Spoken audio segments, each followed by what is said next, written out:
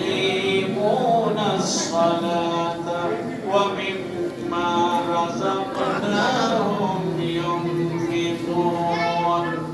আল্লাহ রাব্বুল আলামিন বলেন মুত্তাকি তারাই যারা অদৃশ্য বিষয়ের উপর গায়বের উপর ঈমান আনে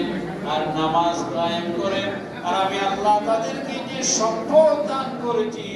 ওই সম্পদের কিছু অংশ আমি আল্লাহর রাস্তায় খরচ করে মুত্তাকিদের গুণ হলো পরে নামাজ কিন্তু পড়া লাগবে নামাজ ছাড়া মুত্তাকি হতে সম্পদ দিয়েছেন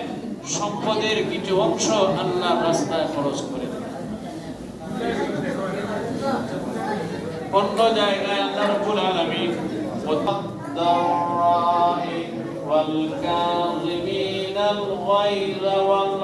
আফিনা আনিন নাস মুত্তাকি তারাই যারা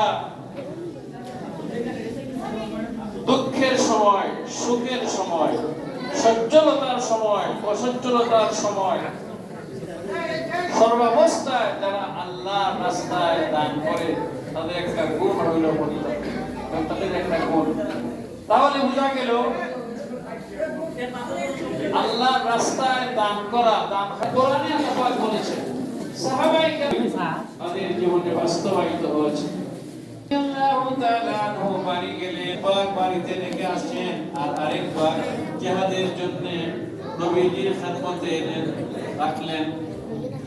আল্লাহ নবী বললেন হে ওমর তুমি কি এনেছো